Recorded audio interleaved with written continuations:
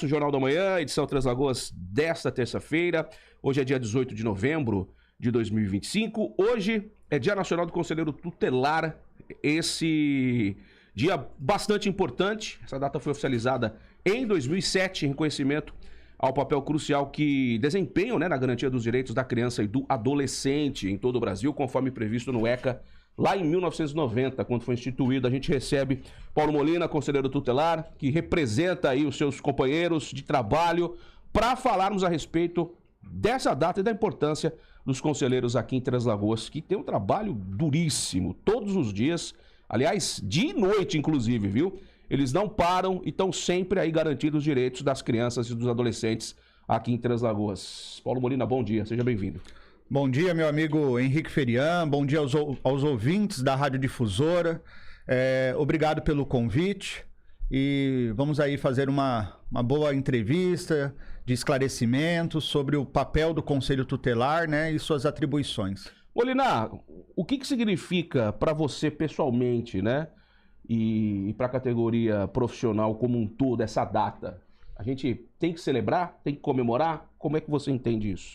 Olha, enquanto conselheiro tutelar, eleito pela população de Três Lagoas, eu acredito que é uma data que lembra ali das nossas atribuições, da importância da função do conselho tutelar, do conselheiro tutelar na sociedade, função essa que é de garantir, o melhor interesse dos direitos da criança e do adolescente.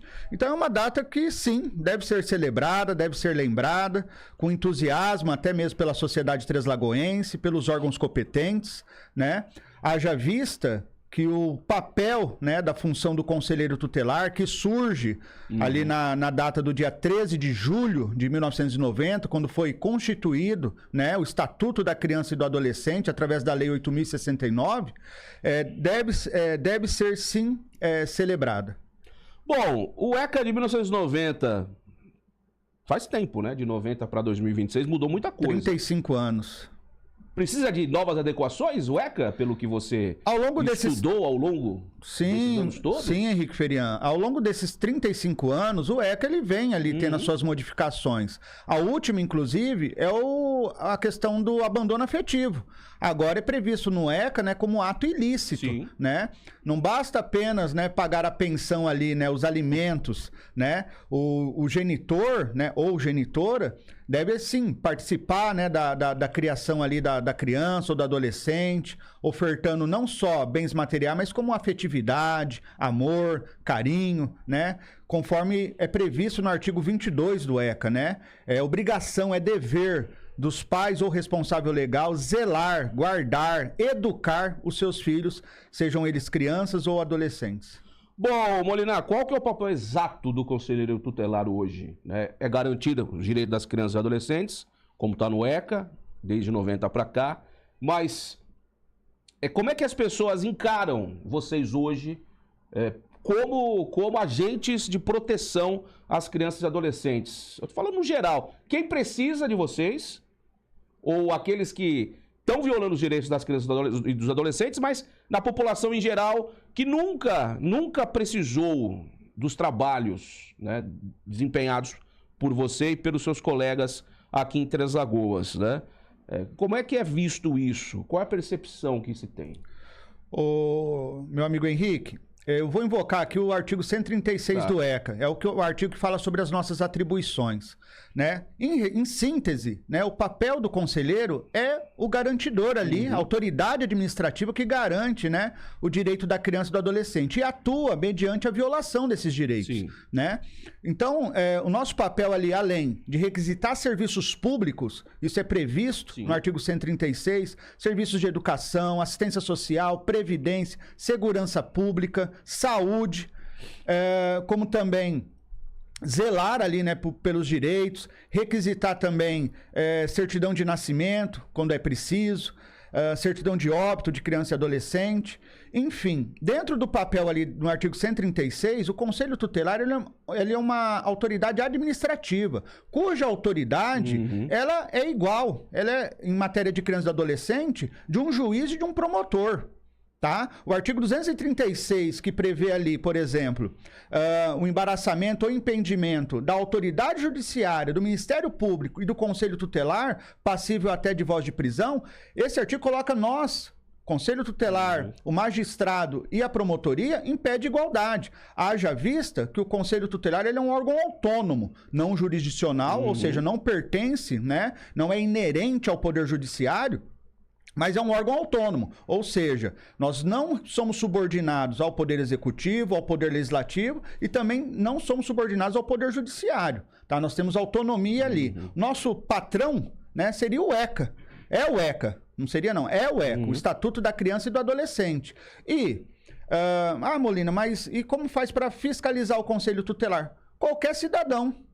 Qualquer cidadão, se o conselheiro ele extrapolar nas suas funções ou cometer algum erro, nós estamos passíveis de sermos denunciados e investigados ao rigor da lei, tá? Então, assim, é um trabalho muito árduo, Henrique, né? Que ao longo desses 35 anos sofre muitas distorções do que é função e do que não é função do conselheiro tutelar.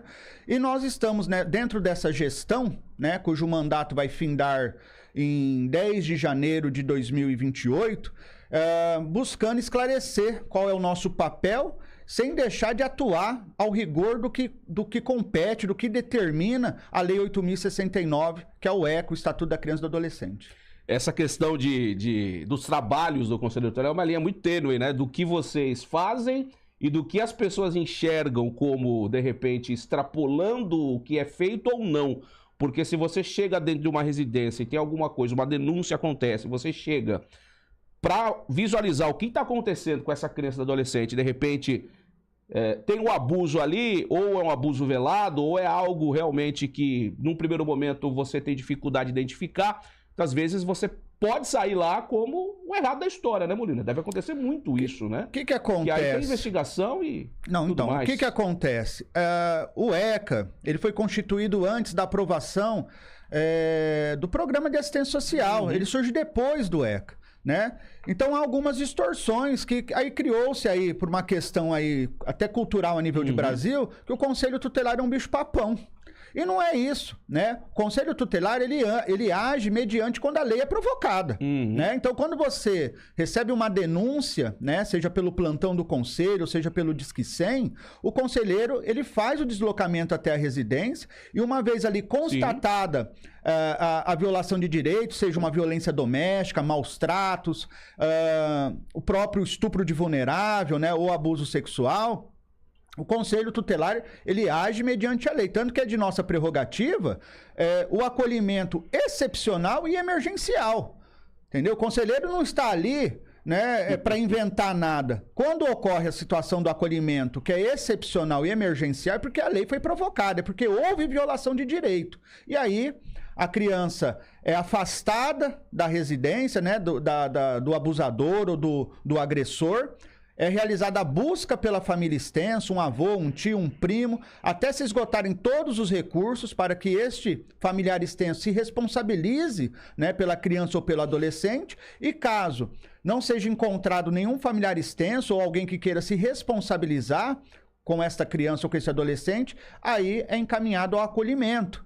Uma vez encaminhado ao acolhimento, o Conselho Tutelar encaminha notícia de fato à Promotoria da Infância e Juventude, segunda promotoria, e à Vara da Infância, da Adolescência, Violência Doméstica e Familiar.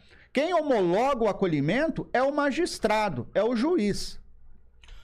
E aí essa questão de denúncias, Molina, vocês recebem denúncias falsas, muitas vezes? Ocorre de denúncias improcedentes, infrutíferas, né? Muitas vezes ali uma birra do vizinho com outro vizinho e acaba inventando lorotas, histórias, né? E acaba aí prejudicando, né, o trabalho do Conselho Tutelar. Acredito que a Polícia Militar também sofre aí da mesma situação muitas vezes. Ao acionar a residência, já ocorreu várias vezes da denúncia ser improcedente. Ocorre sim. Ocorre. Mas é como eu sempre falo, a denúncia é um ponto de interrogação. O conselheiro ele tem que averiguar a situação, acionar os órgãos competentes, né? Seja a Polícia Militar, a Polícia Civil, né? A rede de proteção da infância e juventude, que é composta principalmente por departamentos e órgãos da Secretaria Municipal de Assistência Social. E caso, né, seja ali constatado, né, a denúncia, o conselheiro tem que aplicar as medidas de proteção. O que nós não podemos, Henrique Ferian, é prevaricar, entendeu? Muitas vezes, eu escutei isso da conselheira Miriam, a quem estimo muito, nossa decana ali, se eu não me engano está no 6º mandato, uma excelente conselheira, como todos os outros ali com quem trabalho. Eu prefiro pecar pelo excesso do que pecar pela omissão, entendeu? Então o conselheiro não pode se omitir mediante a denúncia. A denúncia é um ponto de interrogação, tem que ser averiguado, tem que ser atendido. Se for improcedente, é improcedente. Se for procedente, aplicações de medida de proteção serão realizadas. Hoje você e mais quantos conselheiros atuam em Três Lagoas, Molina? Hoje nós somos em 5 conselheiros, conforme prevê, né, o artigo 133, inciso 1 da Lei 8.069. Todo município deve ter um conselho tutelar composto por 5 membros, maiores de 21 anos, né, com idoneidade moral, né, ou seja, não pode ter a ficha suja, né? Agora, é claro, há regulamentações do CONANDA, a cada 100 mil habitantes, a constituição de um conselho tutelar. Ou seja, por exemplo, a nossa capital, Campo Grande, tem praticamente 900 mil habitantes. Lá tem 8 conselhos constituídos, ou seja, 40 conselheiros. Dourados já passou ali de 200 mil habitantes, tem 2 conselhos constituídos, ou seja, 10 conselheiros. Aqui nós estamos aí em 150 mil habitantes, mais uma população flutuante de 15 mil. Estamos atuando com 5 conselheiros. A demanda, ela é muito grande, porque nós estamos falando de criança e adolescente, e não é só o ato da violência, né? Sim. Há várias outras violações de direito. Por exemplo, reiteradas faltas, né? A evasão escolar, a negligência, muitas vezes, do pai, mãe ou responsável legal em acompanhar, encaminhar o seu filho aos tratamentos ali de saúde, né? As terapias. Acabam ali ocorrendo a negligência. E outras situações também, por exemplo, de falta de vaga em creche, falta de vaga em escola. Isso é uma violação de direito. Olha, quando nós observamos ali o artigo 53, 54 do ECA, que são os artigos ali de educação, né, também tem essas violações de direito. Então a demanda é muito grande, né, para 5 conselheiros ali. Mas, na medida do possível, eu costumo falar, né, porque eu sou um conselheiro novo, estou há um pouco mais de 1 ano atuando como conselheiro tutelar e atuo com muito orgulho, que nós fazemos os marabales ali, mas estamos dando conta do recado, tá? Ninguém deixa de ser atendido no conselho tutelar. Agora, é claro que há um tempo de espera ali para atender toda essa demanda da sociedade. Haja vista que o conselheiro tutelar, ele é quem aplica a medida de proteção, não é ele quem executa. Tá? Isso deixar bem claro para a população treslagoense. O conselho, lá no artigo 136, é muito claro, o conselho atende a situação, mas quem deve acompanhar é a rede de proteção da infância e juventude, seja o CRAS, que são vários aí, CRAS Interlagos, Amélia Jorge, Ruth Filgueiras, ou até mesmo o CREAS, que é o Centro de Referência Especializado de Assistência Social. Quem deve acompanhar posteriormente a violação de direito constatada é a Secretaria de Assistência Social. E essa rede de proteção, Molina, ela atende da maneira correta, né, o que vocês fazem num primeiro momento, né, vocês que chegam na ocorrência, muitas vezes apoiados juntamente com a Polícia Militar, chegam lá, verificam a violação, constatam a situação que está ocorrendo, e aí tem todos os trâmites que vocês realizam, e aí vai para essa parte, para essa rede de apoio de proteção, né? Tem segmento? É feito um trabalho realmente do jeito que tem que ser? Falta alguma coisa? Tem que melhorar em algum ponto? Obviamente, né, a gente sabe que quando tem muita gente envolvida em casos tão sensíveis, quando a gente fala de violação de direitos de crianças e adolescentes, muitas vezes não pode ter muita falha, né? É feito da maneira correta aqui em Três Lagoas? Olha, Henrique, É o seguinte, eu vou citar 2 exemplos bem sintetizados aqui para a população poder entender. Vamos dizer um caso de estupro de vulnerável, que é um caso nefasto, abominável, monstruoso, previsto ali como crime hediondo no artigo 217-A do Código Penal. Quando uma criança, constatado ali, né, a situação do estupro de vulnerável, o conselho é acionado, primeiramente, vê a questão de saúde da criança, a integridade física dela. Às vezes não é levar já na delegacia para fazer o boletim de ocorrência, às vezes é levar na UPA, na unidade de pronto atendimento, ser hospitalizada, né? E se tiver ali tudo ok, porque não é a criança que vai fazer o depoimento na polícia, depois encaminhar ali o pai, a mãe, o responsável legal, para lavrar o boletim de ocorrência. Caso seja necessário, e quando constatado ali, ocorre a requisição do exame do corpo de delito. Uma vez comprovado ali o estupro, cabe à Polícia Civil a investigação, né? E até mesmo a prisão do suspeito. Posteriormente a isso, o caso é encaminhado ao CREAS, que é o Centro de Referência Especializado de Assistência Social para acompanhamento. Agora, é claro, um acompanhamento desse porte não pode ser de uma visita, de uma entrevista. Ele tem que ser um acompanhamento sistemático, de no mínimo 3, 4, 5, 6 meses, né? Para garantir ali o melhor interesse dos direitos dessa criança. Outro caso, por exemplo, são as reiteradas faltas, né? Recentemente, o Conselho Tutelar recebeu 50 fichas de notificação de uma escola do município. Os pais foram convocados a comparecer na sede do Conselho, não sabiam nem o que estava acontecendo. Por quê? Porque a escola não fez o papel dela. Qual que é o papel da escola ali no artigo 56 do ECA? A escola deve encaminhar mensagens, realizar telefonemas, fazer a busca ativa, nem se for preciso, em loco, ou seja, ir na residência dessa criança ou desse adolescente, e quando esgotado todos os recursos, aí sim encaminhar ao Conselho Tutelar a ficha de notificação e ainda explicar por que esses recursos não funcionaram. E aí o Conselho atua, né? Na busca ativa também, muitas vezes emitindo termo de advertência ao pai, à mãe ou responsável legal. E quando o Conselho não consegue lograr êxito nessa prerrogativa, é encaminhado notícia de fato ao Ministério Público para providências judiciais. Haja vista que se essa criança ou adolescente já está aí bem há algum tempo afastado da unidade de ensino, já está caracterizado o crime de abandono intelectual, Ferian. E aí cabe ao MP, dentro das suas prerrogativas, encaminhar o Poder Judiciário para que providências sejam tomadas e o pai, a mãe ou o responsável legal sejam punidos. É sério isso, viu? Então, né, as escolas precisam, não todas, obviamente, acredito que sempre tem uma falha ali, o acolá, mas a maioria dos diretores, né, do docente dessas escolas aí fazem um trabalho bom no município, mas não pode deixar vocês fazerem um papel que muitas vezes da escola. Não, né? 95% das unidades de ensino de Três Lagoas realizam ali. Inclusive, quero parabenizar a rede municipal de ensino, que tem uma equipe para fazer toda essa prerrogativa de acordo com o artigo 56, e quando não obtém êxito, né, aí logo, né, conforme determina a lei, encaminha ao Conselho Tutelar. Na rede municipal de ensino, as coisas funcionam direitinho mediante o artigo 56 do ECA. Isso é muito bom. Agora são 7h40. Bom, condições de trabalho, estrutura física, salários, para você, né, nessa data do Dia Nacional do Conselheiro Tutelar, qual a sua visão sobre isso, Molina, e dos seus colegas, né? Vocês devem conversar, debater, dialogar. Tem que ser melhorado alguma coisa nesse sentido hoje aqui em Três Lagoas, em relação à estrutura, até mesmo a questão salarial, né?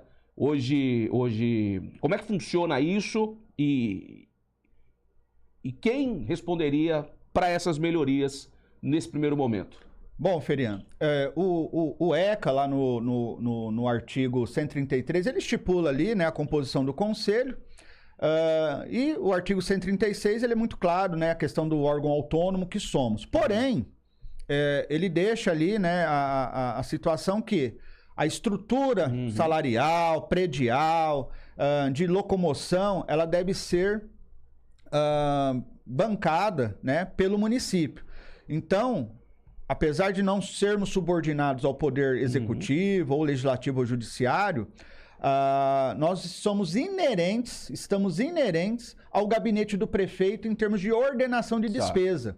Então, as despesas do Conselho Tutelar, elas são liquidadas ali pelo gabinete do prefeito. Salário dos conselheiros, a estrutura predial, né? A sede do Conselho se localiza ali na Rua Zuleide Pérez Tabox, número 306, no centro, ao lado do prédio ali da Previdência Social, combustível, né? Enfim, claro que também nós temos o auxílio aí em algumas participações do governo do estado, né? O último automóvel adquirido do Conselho Tutelar veio pelo governo do estado. Mas é claro, né? Como eu disse, a demanda é muito grande, né? O Conselho Tutelar, ele trabalha das 7 às 11 da manhã e das 13 às 17, fora plantão, né? Por exemplo, no domingo eu estava de plantão, 24 horas de plantão. Na segunda-feira eu me apresentei no conselho às 8, né, para entregar o plantão, o contato do plantão, o telefone de plantão para outra conselheira, e ainda fiquei parte da manhã. Por quê? Porque há uma alta demanda ali dentro do conselho. Em termos de salário, o salário do conselheiro ele é defasado. Ele não acompanhou a evolução, né, desses últimos 35 anos. Ele é defasado. Não existe na folha de pagamento. Esse é o salário do Conselho Tutelar, né? E é claro, nós já nos reunimos, já provocamos algumas discussões. E eu acredito que a médio prazo, porque tem que ser a médio prazo, essas situações serão pacificadas. Nesse último pleito do Conselho Tutelar, que ocorreu no ano de 2023, né, nós tivemos 13 candidatos para 5 vagas titulares e 5 vagas suplentes.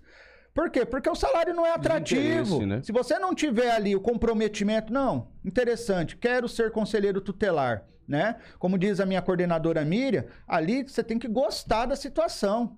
Entendeu? Porque o salário não é nada atrativo, né? Comparado à responsabilidade do conselheiro tutelar. E dos riscos, né? E dos riscos, né? Esse conselheiro mesmo, recentemente, foi divulgado, tomou uma cadeirada nas costas, né? E no ato ali, estava só apenas fazendo orientação. A mãe teve um surto, né? E começou a agredir esse conselheiro, mas saí com a minha integridade física intacta ali também. Não é fácil não, viu? E é preciso, Ferian, né? No próximo pleito aí que se aproxima, em 2027, porque como que funciona o processo para ser conselheiro tutelar? Primeiro é documentação, a idoneidade moral. Ficha limpa. Tem que ser ficha limpa, né? Não pode ter uma certidão positiva, né? Seja lá criminal, negativa, civil, eleitoral, tem que ser todas negativas, né? Após isso, né, é um processo seletivo mesmo. Prova objetiva, cujo o conteúdo básico ali é o Estatuto da Criança e do Adolescente, prova de redação, prova de informática, psicotécnico, ainda tem a avaliação psicotécnica para provar ali que você não está batendo bem das ideias, né? Isso para poder concorrer ao pleito. E ainda você tem que concorrer a uma eleição como é de um vereador, de um prefeito, de um deputado, né?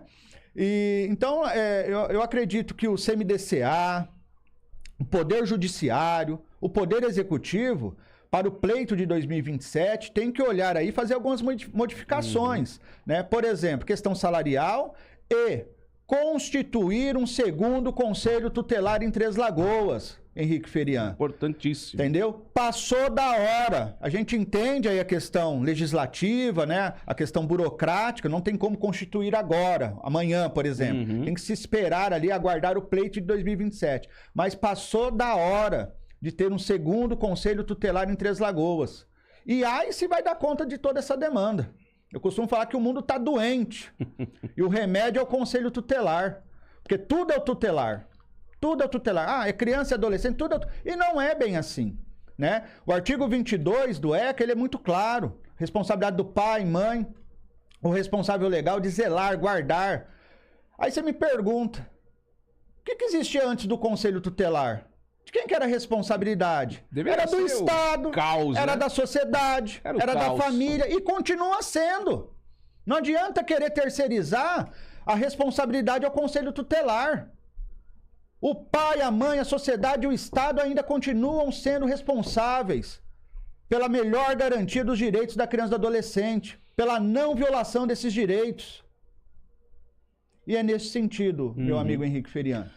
Em relação, por exemplo, a salários, embasado aí em outras regiões do Brasil, até mesmo aqui no Mato Grosso do Sul, como é que eles padronizam isso? Não tem um piso salarial, né? Não existe. Cada região tem um valor que o conselheiro recebe. Eu posso falar de valores aqui tranquilamente. Campo Grande, hoje, o salário de um conselheiro é R$9 mil em média, né? Ribas do Rio Pardo, o salário é maior que o de Três Lagoas, né? São Gabriel do Oeste, o salário é maior que o do de Três Lagoas, né? Então, há essas divergências aí e nós estamos falando de uma cidade de 150 mil habitantes.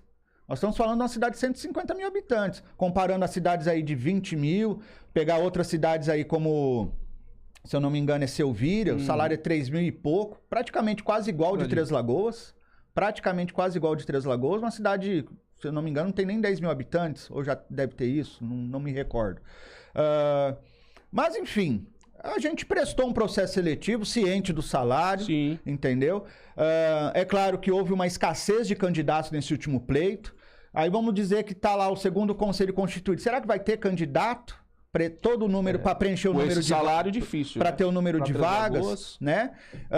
Então é nesse sentido. Espero que o nosso gestor veja com bons olhos aí e está vendo, porque sempre que a gente solicita ele nos atende, né?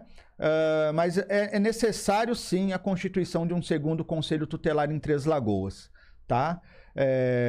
E, caso necessário, o conselho tutelar atual está ali para orientar, né? Para sugerir, para opinar como deve, né, ser constituído esse processo.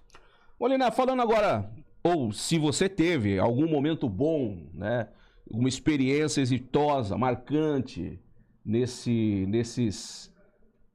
período todo que você está como conselheiro, tem alguma coisa que foi legal, que aconteceu, que você viu e que depois alguém te agradeceu e que você viu que valeu a pena ter atuado naquele caso específico? Se é que tem alguma coisa que tem positiva. Não, mas com nesses desafios diários? Com certeza. O conselheiro tutelar, mais uma vez falo, ele é um garantidor dos direitos da criança e do adolescente. Ele é a autoridade que está ali para garantir o melhor interesse dos direitos da criança e do adolescente.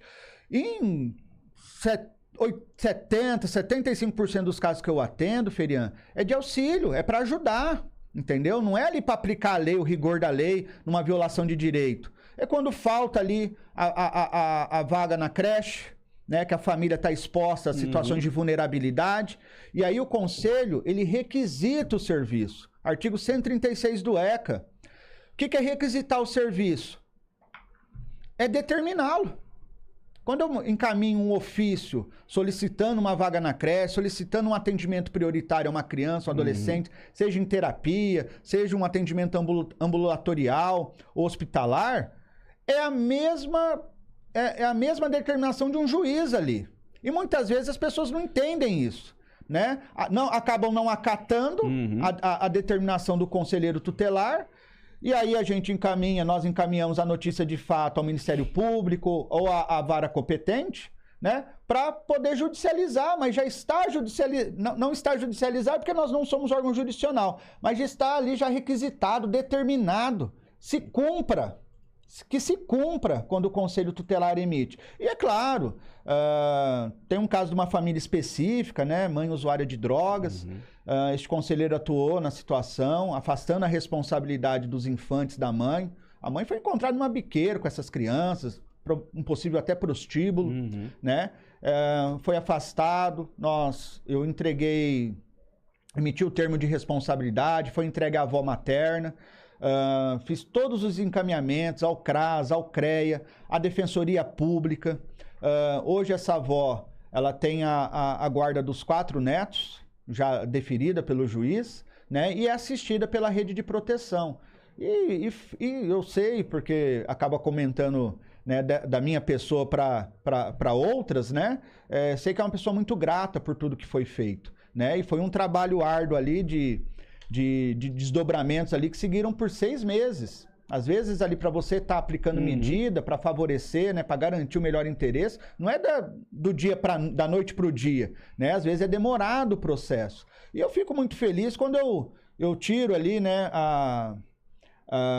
resguardo uma criança ali da violação de direito, né, do trabalho que é desempenhado, não só eu, mas como a conselheira tutelar Miriam Monteiro Herrera Hamed, a conselheira Lara de Paula dos Santos, a conselheira Kelly Carolina, a conselheira Adriana Alves e toda uma equipe de auxílio ali do Conselho Tutelar, né? Os nossos servidores públicos, os motoristas, a nossa secretária, enfim. É uma equipe ali, né, que trabalha arduamente dia e noite, como o Ferian disse muito bem no início da entrevista, porque o conselho é 24 horas por dia. O Conselho Tutelar não para. É 24 horas por dia para o bem-estar das nossas crianças e dos nossos adolescentes. Molina, olhando para o futuro, qual que é a sua maior esperança, o objetivo para a garantia dos direitos da infância e adolescência no Brasil, né? O que você vive hoje, o que você já ouviu de histórias da Miriam, que está lá há bastante tempo, e o futuro de crianças e adolescentes, não só aqui em Três Lagoas, mas no Brasil. O que dá pra gente prever? Olha, Ferian, eu sinceramente espero que sejam aí criadas mais políticas públicas, né, que favoreçam aí a garantia, né, dos direitos das nossas crianças e dos nossos adolescentes. Falando em Três Lagoas, eu acredito que a constituição de um segundo conselho tutelar vai auxiliar e vai ajudar muito, né, nas demandas aí que nós estamos tendo, e chamar a responsabilidade a quem deve ser chamada, entendeu? Ao pai, à mãe responsável legal, à sociedade, né, quando observar ali uma violação de direito, né, no flagrante delito, intervir sim, chamar a polícia militar, né, ou fazer a denúncia pelo Disque 100, ou chamar o conselho tutelar, né, comunicar o conselho tutelar, para que a atuação possa ser feita ali na garantia dos direitos. Agora, eu acredito, Ferian, que também nós temos aí o comportamento dessa nova juventude que se apresenta. Muitas das vezes a gente atende, principalmente adolescentes, que violam seus próprios direitos. E eu tenho uma reflexão, se esse comportamento não for algo sazonal ou momentâneo, é preocupante. É preocupante, entendeu? Políticas públicas, a própria unidade de ensino, a escola, o pai e a mãe que não pode fugir da sua responsabilidade, isso tem que ser trabalhado, né? Trabalhado. E eu desejo aí que todas as nossas crianças, nossos adolescentes tenham um lar harmonioso, tenham comida na mesa, né? Que tenham um lar salubre, onde uma criança tem o direito de conviver, que tenha direito à escola, direito à saúde, sem lista de espera aí, né? Sem fila de espera para ser atendido. É nesse sentido que eu quero ver o futuro das nossas crianças, principalmente das nossas crianças e dos nossos adolescentes, principalmente aqui da minha cidade, que eu sou nascido e criado aqui, Três Lagoas. Pra gente finalizar, Molina, geração, falando de futuro, essa geração atual, geração internet, geração smartphone. Geração Z. Essa geração aí, Z da vida. Muitos casos chegam até vocês de casos que envolvem a internet, de abusos de crianças e adolescentes, a gente pegando esse gancho de futuro, de tecnologia. Os casos, eles tendem a aumentar ou já aumentaram em relação a abusos de imagens de exposição, né? Muitas vezes acontecem, de jovens mandando partes íntimas para outras pessoas, para adultos que se passam, de repente, por adolescentes, crianças envolvidas também, que não têm supervisão dos pais. É uma tendência de crescimento esse tipo de caso ou já cresceu, já chegou ao limite e vai aumentar cada vez mais com o passar ou avançar dos anos, Molina? Bom, internet é terra de ninguém. Isso é uma verdade. E os nossos jovens, né, cada vez mais aí, têm um acesso livre, né, a essa terra de ninguém, a esse mundo, muitas vezes, obscuro, né, que é a internet. Nós temos casos, sim, né, de adolescentes que elas mesmas violando seus direitos, de se fotografando, né, nuas, vendendo essas imagens, enfim, há casos desses no Conselho Tutelar, né, que é quando o menor de idade viola seus próprios direitos, né, e esses joguinhos aí também, tipo Roblox, né, que tem ali os chats ali para conversar, é uma porta de entrada para pedófilos, pederastas, entendeu? Gente safada, sem vergonha, e o pai tem que ser sempre vigilante, né? Eu já peguei casos aí desse joguinho Roblox aí, provavelmente, né, supostamente ali um pedófilo se passando por um adolescente, manipulou a outra adolescente e e acabou enviando fotos nuas, enfim, né? Então todo cuidado é pouco nesse sentido. E é uma ferramenta, Ferian, a internet, não endemonizando a internet, mas ela é uma ferramenta que está aí para auxiliar o ser humano no seu dia a dia, né? Mas é preciso ter muito cuidado. Eu falo isso em palestras, em escolas, né? Até mesmo por conta da legislação atual que é deste ano, né? Que é a proibição de celulares, né? Do manuseio, né? Dentro das unidades de ensino. Porque o jovem ele acaba sendo persuadido, entendeu? Correntes de internet. Esses dias nós pegamos um caso aí numa escola que praticamente a sala inteira provocou autolesão, entendeu? De novo. Praticamente uma sala inteira, por conta dessas correntes aí, que a autolesão provocada, a sociedade, se não sabe, é o ato do jovem se cortar, geralmente no antebraço, né? Ou cortes superficiais ou cortes profundos, né? E isso deve ser observado. E aí tem a atuação também do Conselho Tutelar quando notificado, e nesses casos de autolesão provocada, o encaminhamento é o CAPS, né? Sendo maior de 12 anos, vai para o CAPS 2, né? Que é o Centro de Atenção Psicossocial. E geralmente, isso aí, depois, por consequência, vem uma ideação suicida, Ferian. Né? Então, quando o jovem começa a provocar ali autolesão, é algo de ser observado com urgência, né? E medidas devem ser tomadas rápidas. Essa que é a verdade. Pais, cuidem dos seus filhos, né? Cuidem dos seus filhos, saibam o que eles fazem, porque depois você pode chorar por conta disso, viu? São situações realmente muito extremas. E o Conselho Tutelar está aqui para garantir os direitos das crianças e dos adolescentes. Tudo que está ali, baseado no ECA, nos seus artigos, e que, obviamente, é um trabalho incrível que esse pessoal faz aí 24 horas por dia. Molina, queria agradecer a sua presença aqui nos nossos estúdios para falarmos a respeito dessa data que é tão importante, o Dia Nacional do Conselheiro Tutelar. Você deu uma pincelada aí um pouco desse trabalho, que é um trabalho importantíssimo, como a gente já disse, e que, obviamente, vamos celebrar e, claro, que essas crianças continuem sendo resguardadas aí pelo ECA e, claro, vocês que são ali a porta de entrada, né? Para que esses jovens, essas crianças tenham seus direitos garantidos. Obrigado. Eu que agradeço, Ferian. Quero deixar aqui as minhas considerações finais à sua audiência. Em caso de violação de direitos, seja violência doméstica, abandono de incapaz, maus tratos, estupro de vulnerável, abuso sexual ou qualquer outra violação que não esteja de acordo com os olhos ali da moral, né? Ou da legislação, para quem não está a par da legislação, mas não tiver, né, aos olhos da moral, denunciem, tá? No primeiro momento, ou denunciem a Polícia Militar ou ao Conselho Tutelar. E quando não quiserem, apesar que o Conselho acata a denúncia de forma anônima, né? Também tem o Disque 100, que é anônimo. E eu quero deixar aqui o contato do plantão do Conselho Tutelar. Claro. Contato este que funciona 24 horas por dia. É o 67 99293 1579. 67 99293 1579. Agradeço mais uma vez à Rádio Difusora, a você, meu amigo Henrique Ferian, e a toda a audiência aí. E o Conselho Tutelar se coloca sempre à disposição da população translagoense.